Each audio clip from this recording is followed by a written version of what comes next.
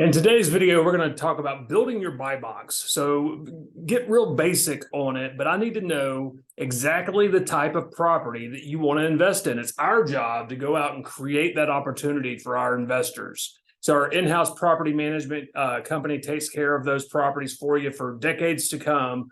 Once we have created the opportunity, delivered it to you, turnkey. So, on our website, we've got plenty of opportunities available, new construction. We've got houses that have been bought, fully renovated, then managed by Foundation Property Management, turnkey properties.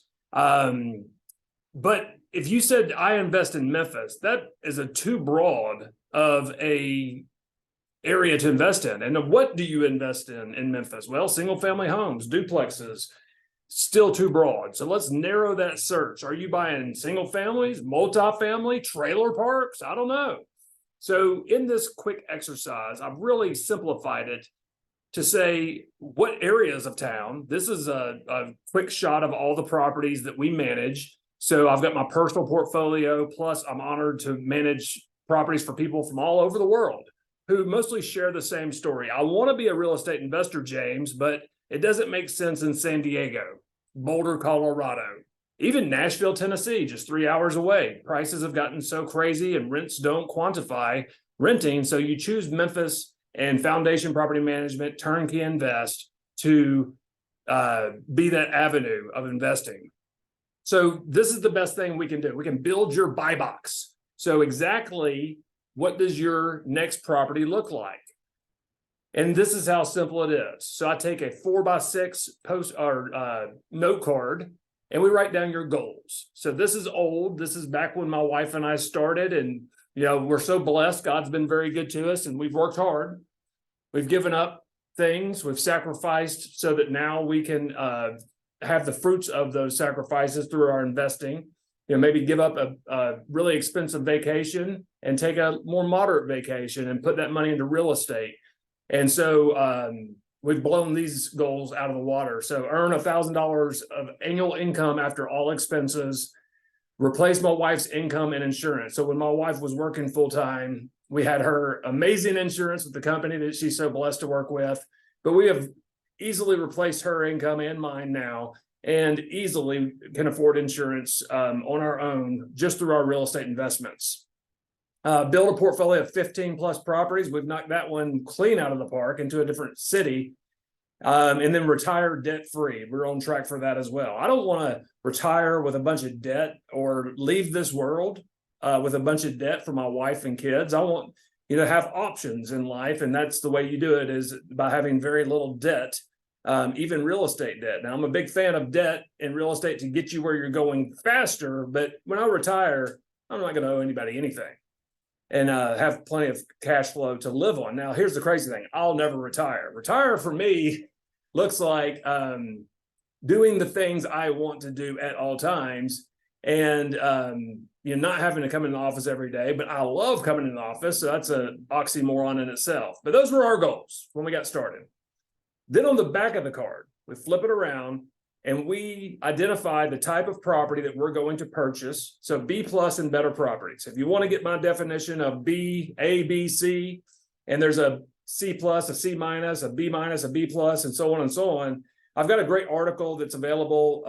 Just reach out to the team. We'll get that article to you. Now we're on the same page of what James is calling a B versus what somebody else might call a B.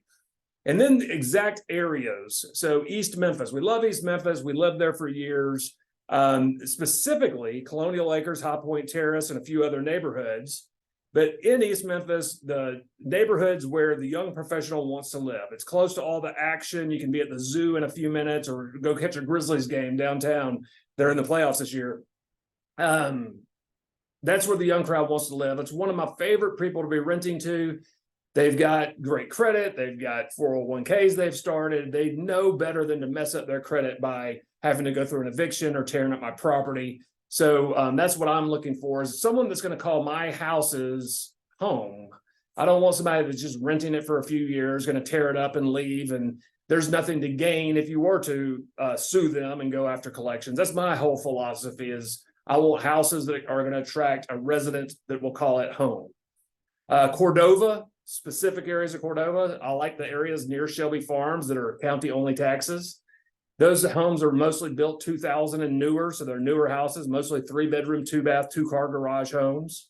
We love Bartlett. The problem with Bartlett is it's gotten so expensive, but any house in Bartlett I would own as a rental that fits the rest of the criteria, and even parts of Eastern Raleigh that are right near Bartlett. So those are that's my areas to invest in. And of course, I go out of that box sometimes if there's a property that meets other criteria on here. Average sales price of $185,000. So sure, I've got some properties that are lower than 185 and much higher than 185, but they average out 185, closer to maybe 200,000 these days. Now, I updated this card to say that they're fully renovated at that price and brought to 2023 standards or new construction. I love the new construction because they're brand new. There's this lower CapEx, expenditures in the future. You're able to attract a great resident because you get so many applications compared to a renovated home built in the 60s that we did a great job renovating. But a brand new house, it smells new, it is new. They are a hot commodity for our ideal rental pool that's going to call that house home.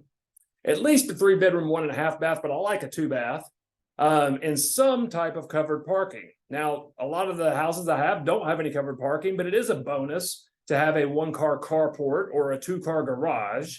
I'll say this, a lot of the garages that I have, most of the garages I've seen that I have rented, they don't park in them, but it's a great place to store stuff. I've read a statistic, and I don't know that they were 100% accurate, but 1/3 of all Americans over the age of 45 years old has a storage unit. Wow. So I guess we need to build some storage units, but I can't imagine, everybody's got so much stuff that 1 in 3 adult Americans has to have a storage unit. So that covered parking, especially a 1-car or 2-car garage, makes the house more rentable in many cases. The rent to purchase ratio is close to the 1% rule as possible.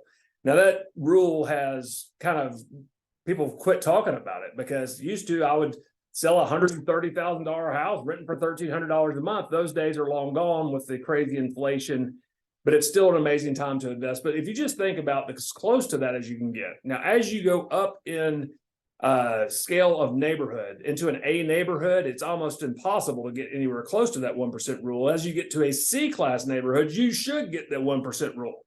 That B class is a little bit below the 1% rule, but you want to get as close to it as you can. So a $165,000 brand new home renting for $1,400 a month, that's pretty close for a brand new home to that 1% rule. If you're buying a $50,000 house in a C class neighborhood, which I do not suggest, it better be renting for at least $500 a month. That's the 1% rule.